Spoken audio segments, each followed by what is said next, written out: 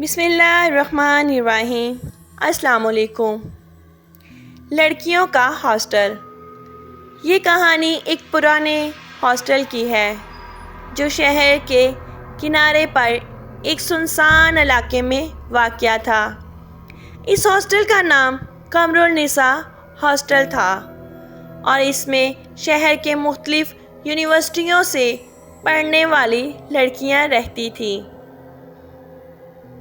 Hostel کی عمارت کافی پرانی تھی اور رات کے وقت اسے دیکھ کر دل میں عجیب سا خوف پیدا ہوتا تھا۔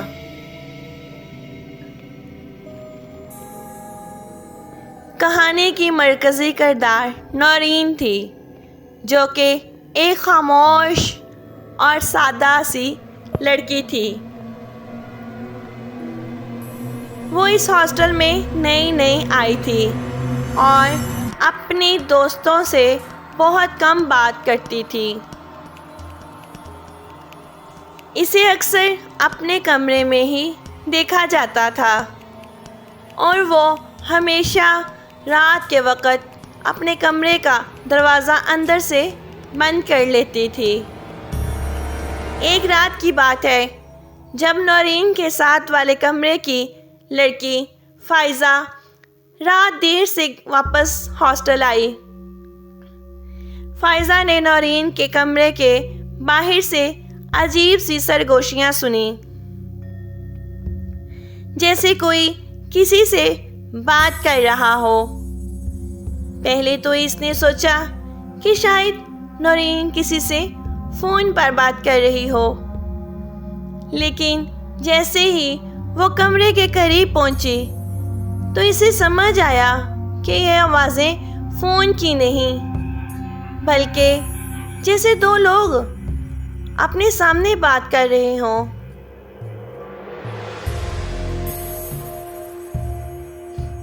فائزہ نے دروازے پر کان لگا کر سننے کی کوشش کی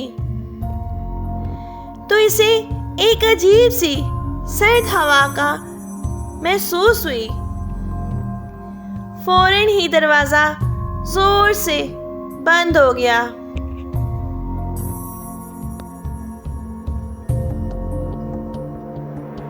فائزہ ڈر گئی اور اپنے کمرے کی طرف بھاگ گئی۔ اس رات کے بعد نورین کچھ عجیب سی حرکتیں کرنے لگی۔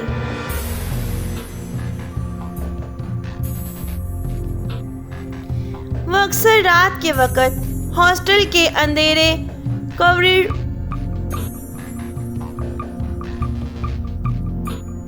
کوریڈورز میں چپکے چلتی نظر آتی۔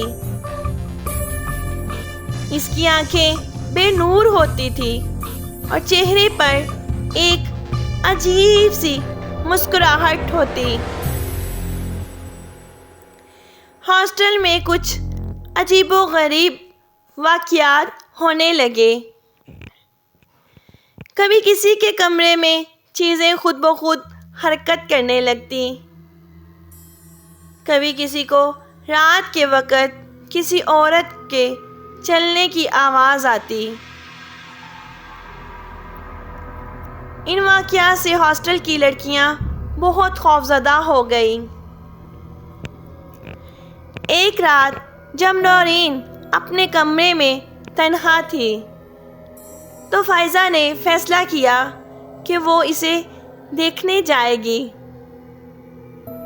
تاکہ معلوم کر سکے کہ آخر وہ کیا کر رہی ہے۔ جیسے ہی فائزہ نورین کے کمرے کا دروازہ کھولا،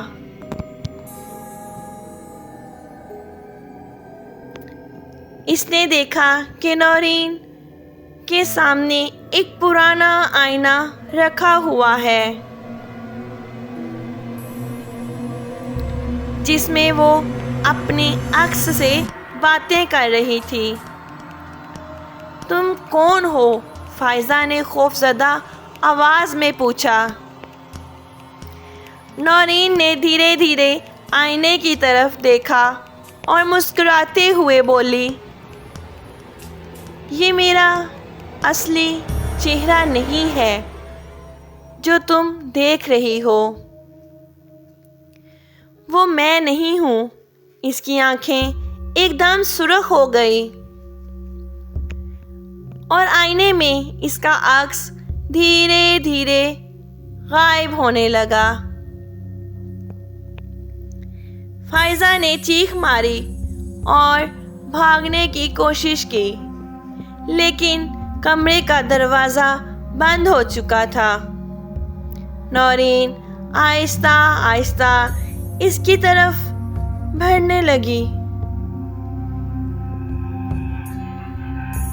تمہیں بھی میرے ساتھ آنا ہوگا۔ اتنے میں ہاسٹل کی سپرنٹینڈنٹ محترمہ شگفتہ وہاں پہنچ گئی اور دروازہ کھولنے کی کوشش کی۔ انہوں نے نورین کو روکا اور فوراً قرآن پاک کی تلاوت شروع کی۔ نورین زور زور سے چیخنے لگی اور اچانک سے بے ہوش ہو کر زمین پر گر گئی۔ اگلے دن نورین کو ہسپتال لے جایا گیا، جہاں معلوم ہوا کہ وہ کسی جن کی زیر اثر تھی۔ ہاسٹل کی لڑکیوں نے سنا کہ نورین کے کمرے میں جو آئینہ تھا وہ دراصل کسی جادوگرنی کا تھا، جو کئی سال پہلے اس ہاسٹل میں رہتی تھی۔ کہا جاتا تھا کہ وہ جادوگرنی اپنی جان لینے سے پہلے اسی آئینے میں قید ہو گئی تھی، اور جو بھی اس آئینے میں دیکھتا وہ اس کی گرفت میں آ جاتا۔